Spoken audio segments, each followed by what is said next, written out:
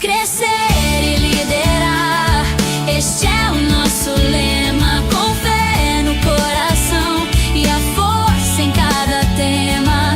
Fernanda na voz, ensinando a lutar.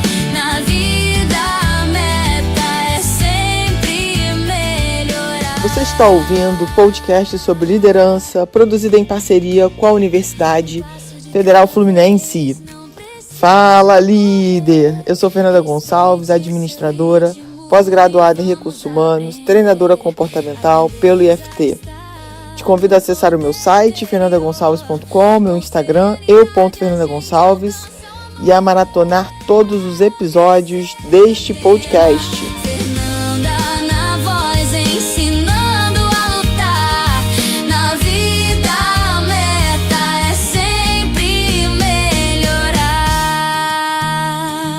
E no episódio de hoje falaremos sobre o remédio que não cura. Não desista, nunca seja perseverante, pois o sucesso nasce na mente, no agir. Com esforço conjunto, você vai conseguir. Seja muito bem-vinda. Bem-vindo a mais esse episódio do nosso podcast de liderança, onde a gente vai falar sobre a virada de chave na saúde mental. E tem sido, foi tema da capa da Você RH, e tem sido falado isso na mesa de todo gestor de 2026. Não tem como a gente fugir do tema saúde mental no trabalho. Mas vamos direto ao ponto. Mas antes de ir direto ao ponto, já quero pedir para você pegar aí a sua garrafa de água, quem sabe a sua taça de vinho, mas não esqueça, obviamente, da sua xícara de chá ou de café, para a gente poder bater essa prosa tão interessante e que tem sido falado muito nos últimos tempos, e como é importante para a gente poder lembrar, porque sem saúde mental nada acontece na nossa vida. Então, indo direto ao ponto, você já viu empresas que oferecem massagem na sexta-feira, aula de yoga, meditação, e mesmo assim, o time continua estressado, ansioso e muito desmotivado. É como dar um remédio para dor de cabeça para alguém que está bebendo água suja. O remédio alivia, mas não resolve a causa do problema. Hoje, nós vamos entender por que a saúde mental não é um benefício de RH para enfeitar o pacote, mas sim uma estratégia de negócio que começa com o líder.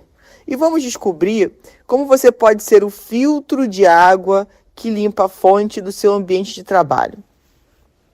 Antes da gente prosseguir aqui no tema, eu quero deixar bem claro que eu não sou contra massagem dentro da empresa, aula de yoga, de meditação, enfim, qualquer ferramenta, que vai ajudar o colaborador a se sentir um pouco melhor.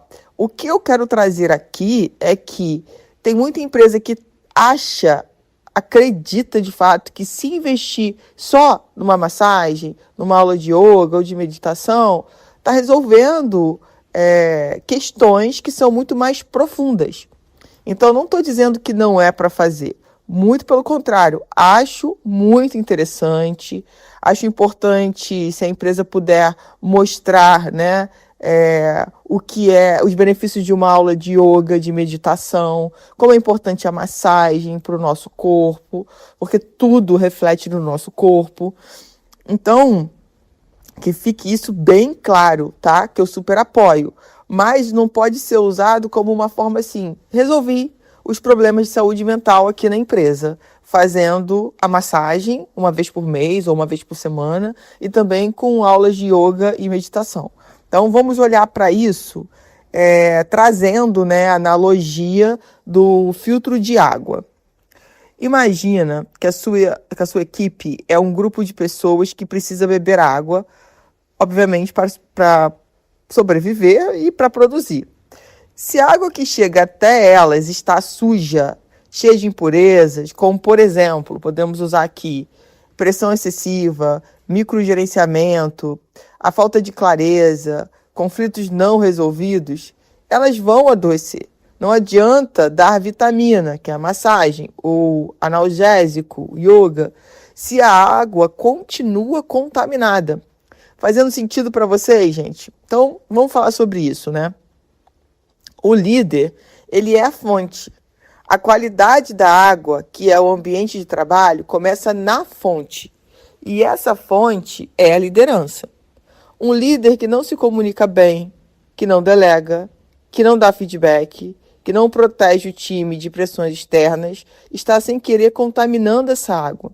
Então, entende que se uma empresa tem um líder assim, e ela está lá investindo só em exemplo, né, que eu estou trazendo aqui do yoga, da meditação, você entende que não vai resolver nada? Porque a gente vai precisar olhar para essa liderança, a gente vai precisar treinar essa liderança. Porque nós sabemos que muitas vezes, ou na maioria das vezes, essas pessoas são promovidas à liderança e elas não são treinadas para isso. Simplesmente elas são conduzidas para esse cargo e pronto. E a empresa acha que dali vai acontecer, sei lá, um milagre e ele vai ser um excelente líder. Se não houver o comprometimento, gente, primeiro, com autoconhecimento, é o primeiro ponto. Esse líder não consegue avançar. Então, a gente tem que parar de fazer as coisas do tipo assim, esse colaborador, ele é muito bom tecnicamente. Então, se a gente não der um cargo de liderança para ele, a gente vai perder ele para o mercado. Então, vamos promovê-lo a líder? Resolvemos um problema? Talvez nós acabamos de arrumar um problema pior ainda. É claro que a chance, se dentro, né, da questão do programa de remuneração da empresa, essa pessoa não tem mais como crescer, ela já chegou ali no máximo, com certeza a liderança seria uma próxima válvula de escape, né, de crescimento para essa pessoa. Mas a primeira coisa que a gente precisa pensar muito, gente, é se esse colaborador quer ser líder. Esse é o primeiro ponto. Às vezes a empresa quer muito, mas ele não quer. E tá tudo bem se ele não quiser, porque dependendo da sua estrutura de remuneração, essa pessoa ela pode crescer de uma outra forma. Mas pode ser que não seja o seu caso. Na minha empresa, Fernanda, ele só vai conseguir crescer se ele for líder. Mas ele pode não querer. E talvez para ele também esteja tudo bem ficar no patamar que ele está naquele momento por mais alguns anos. Então, gente, tudo parte de uma conversa assertiva e honesta. E às vezes a empresa não tem essa conversa. Sabe quando é cada um pensando no seu quadrado? Eu acho que se a gente não promover essa pessoa aqui, esse colaborador, nós vamos perdê-lo para o mercado. Muitas vezes nessa situação aqui que eu trouxe para vocês, fazendo a analogia que o líder é a fonte, é melhor perder ele para o mercado. Porque você vai arrumar um problema 10 vezes pior dentro da tua organização. Se você não tem capacidade de treinar, de orientar, de trazer clareza para essa liderança. E se essa pessoa, se esse colaborador quer realmente ser líder. Então, essa conversa precisa existir. Não adianta cada um pensar no seu quadrado e achar que o outro vai adivinhar que eu tenho uma bola de cristal. Então, essa conversa é importante. A partir dessa conversa, vamos partir para o próximo ponto, sabe? Ele aceitou, ele quer ser líder. Então, como que a gente vai fazer isso acontecer, né, de uma forma que seja bom para todo mundo? Seja bom para ele, que está sendo promovido, seja bom para os subordinados que vão tê-lo como líder, seja bom para a empresa, para o negócio. Então, tem que ser bom para todo mundo. E aí, a importância da conversa, do que você ficar fazendo algo que você está só pensando na sua cabeça. E se ele responder que não, Fernanda? Ok, também. Quem vai ser o líder? Se temos essa vaga em aberto, vamos buscar no mercado. Tá tudo bem que a gente vai trazer uma pessoa de fora. A gente já conversou com essa pessoa, com esse colaborador. Esse colaborador não quer ir para a liderança. Então, entende que a gente vai vencendo etapas e vai tirando muita coisa desse campo mental e dessa questão de achar e não conversar para saber se o que a gente está achando faz sentido para outra pessoa ou não, tá? Outro ponto importante aqui, o custo da água suja. Quando a água está suja, as pessoas ficam doentes. Então, pessoas que ficam tomando uma água que está suja, elas vão ficar doentes. Isso se traduz em absenteísmo, que são as faltas, presenteísmo, que tem acontecido muito. Aquela pessoa que vai trabalhar, ela não falta, mas ela não está presente, mas ela não produz como deveria produzir. Ela está ali realmente só ocupando um espaço. Alta rotatividade, que nesse caso aqui que a gente está trazendo, está ligada a pedidos de demissão e, claro, pode chegar aí o burnout. Tudo isso custa muito dinheiro para a empresa e destrói o clima organizacional. Então, quando a gente começa a entender que tudo que está acontecendo está trazendo vários prejuízos para todo mundo, olha só que importante a gente ter essa consciência para a empresa, para o colaborador, o clima. As pessoas acabam saindo, ou as pessoas ficam, mas não estão ali produzindo. Olha só que interessante a gente olhar para isso, né? O custo dessa água. Porque às vezes a gente não quer olhar para o custo. E aí a gente não consegue agir. Outro ponto, saúde mental como estratégia. Em 2026, as empresas que entenderam que a saúde mental não é um custo, mas sim um investimento numa produtividade melhor, na retenção dos talentos, essas empresas sairão na frente. É sobre criar um ambiente onde as pessoas se sintam seguras para ser quem elas são de verdade, para poder errar e para crescer. Outro dia eu estava dando uma palestra numa empresa e eu falei sobre essa cultura do erro, né? De punir pelo erro. Cultura de punir pelo erro. Às vezes o discurso é o contrário. Aqui você pode falar, porque aqui nós queremos crescer, tudo que tiver errado nos conte, porque nós vamos acertar. Aí na prática as pessoas são punidas, as pessoas são demitidas, as pessoas recebem advertências escritas, ganham ganchos. E o que isso mostra? Que, na verdade, eu não posso falar, porque se eu falar, eu vou ser punida. Então, eu vou ficar quieta, tanto com relação aos meus erros e aos erros dos meus colegas. Então, se a gente não afinar esse discurso, se a gente não equilibrar esse discurso, não adianta. Não adianta a gente avançar, porque nós vamos continuar com um problema de saúde mental na empresa. Por quê? Se as pessoas não têm confiança para falar o que está acontecendo, nós temos um ralo nesse lugar. As energias estão, sabe, se esvaindo por esse ralo. Então vamos olhar para isso. Como é que eu vou criar? Como que agora eu vou conduzir quando eu receber de alguém, de algum colaborador, a informação de que houve um erro? Eu vou primeiro querer acusar? Vamos descobrir quem foi o culpado. Tem empresa que, né, abre uma investigação, o importante é descobrir quem foi o culpado, mandar embora esse culpado e pronto, o nosso erro acabou. Não vamos ter mais esse erro. E na maioria das vezes isso não é uma verdade. Por quê? Porque esse é um problema de processo. A próxima pessoa que fizer aquele processo, ela vai errar de novo, porque é um processo. Então, assim, vamos parar de acusar as pessoas e vamos ver como que num ambiente colaborativo, a gente pode trabalhar isso. E aí, o que eu trouxe para aquelas pessoas começarem a pensar, a gente criar uma consciência? Por que a gente faz isso? Por que a gente quer logo punir? Por que a gente quer saber logo quem é o culpado? Ao invés de focar na resolução do problema, né? Não deixar esse problema chegar aos ouvidos, ao conhecimento do cliente. E a gente fica ali focado em querer saber quem errou. E aí, o que eu falei com essa galera que estava me ouvindo de uma empresa? Eu falei, gente, se a gente parar para pensar, os nossos avós, bisavós, talvez os nossos pais, por exemplo, não é o meu caso. Mas eu lembro da minha avó falando, né, de toda vez que não fazia alguma coisa que o pai pedia, ou que a mãe pedia, como que era penalizado. Apanhava, botava o joelhinho no milho. Então, assim, de coisas que de fato eram muito pesadas naquela época. E aí a gente foi criando essa cultura. Vamos punir, porque se punir, a pessoa não erra mais. E nem sempre isso funcionou. Muito pelo contrário. Então, e o que acontece? A pessoa passa a não contar mais os erros. Isso traz um trauma danado para a vida dessa criança. E aí, que adulto nós vamos ter? Então, é tudo para a gente refletir. Mas isso não significa que se eu passei por isso, eu não posso fazer diferente com os meus filhos, por exemplo. E eu conheço várias histórias de pais que apanharam muito, mas que nunca levantaram, filhos que apanharam muito, mas os seus filhos, sabe? Não, essas pessoas nunca levantaram a mão. Olha só que interessante a gente pensar sobre isso.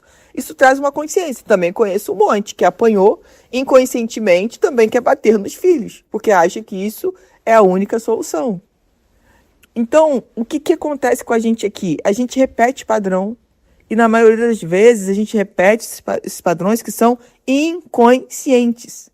A gente repete em casa, a gente repete no trabalho. Então vale a pena você pensar sobre essa questão do erro. Como que de fato isso acontece na empresa? Porque isso vai retratar se as pessoas estão parando de contar as coisas, se as pessoas não falam mais, porque elas sabem que são punidas, tá? E agora a gente vai para a prática, né? Como que a gente limpa essa fonte, já que a gente falou desse filtro, né? Vamos ser esse filtro? Vamos olhar como é que a gente pode ser esse filtro na prática, no dia a dia, para a nossa equipe? Primeiro, a gente vai trazer aqui, o filtro da clareza. Muitas vezes a água fica suja por falta de clareza. O time não sabe o que fazer, como fazer ou por que está fazendo. O líder precisa ser o filtro que transforma a informação complexa em algo simples e compreensível. Clareza reduz a ansiedade. Muito, gente. Muito. Isso é muito sério. O filtro da proteção. O líder precisa proteger o time de pressões externas desnecessárias. Não é para esconder os problemas, mas para absorver o impacto e traduzir a pressão de cima para baixo de forma construtiva e não destrutiva. Seja o escudo, não o megafone da pressão. Às vezes o líder quer passar para os seus subordinados, né, o quanto ele sofre pressão lá com a diretoria, de repente para criar aquela coisa do eu sou vítima, eu sou coitadinho, e não é esse o trabalho da liderança, tá? É exatamente diminuir esse impacto e traduzir de uma forma construtiva. Temos também o filtro do feedback contínuo. O feedback é como a manutenção do filtro. Ele remove as impurezas antes que elas se acumulem. Não espere a água ficar turva para querer conversar com seu colaborador. Tenha conversas regulares e honestas sobre o desempenho e o bem-estar. E agora o filtro do exemplo. Se o líder está estressado, sobrecarregado e não cuida da própria saúde mental, ele está contaminando a fonte. Lembre-se do nosso episódio sobre a primeira regeneração, que está por aqui. Coloque a sua máscara de oxigênio primeiro. Um líder saudável é o melhor filtro para um time saudável. Então, a gente pensar sobre isso. O que você, líder, tem feito, né, para não seguir tão estressado, tão sobrecarregado? Por que você não está olhando para a sua saúde mental? E, gente, exemplo, mais importante é o exemplo. Às vezes você fala, mas se o que você fala não acontece na prática, fica complexo. E vamos para a nossa semente da semana, o copo da água limpa. Para você começar a limpar a fonte do seu ambiente de trabalho, como é que você vai fazer? Nessa semana, dedique 30 minutos para criar uma ação concreta para filtrar essa impureza. Pode ser uma conversa de alinhamento, uma nova regra de comunicação ou um feedback específico. Por que plantar essa semente? Porque cada pequena impureza que você remove melhora a qualidade da água para todos. Em um copo de água limpa, todos os dias, é o que constrói um ambiente de trabalho saudável e produtivo. Líderes, a verdade é que não adianta dar remédio para quem bebe água suja. A virada de chave na saúde mental começa com a sua liderança limpando a fonte. No próximo episódio, Vamos falar sobre como lidar com a pressão crescente do mercado em 2026 e sem espanar e sem querer quebrar a sua equipe. Fernanda Gonçalves fala forte e claro. No caminho certo ela vai te guiar. Você ouviu mais um episódio do podcast sobre o remédio que não cura, da Universidade Federal Fluminense. Caso deseje enviar alguma mensagem, envie para o nosso WhatsApp DDD 22 99 222 1003, colocando no assunto da mensagem o meu nome. Para mais informações sobre os nossos projetos, acesse fernandagonçalves.com. Crescer e liderar, este é o nosso lema.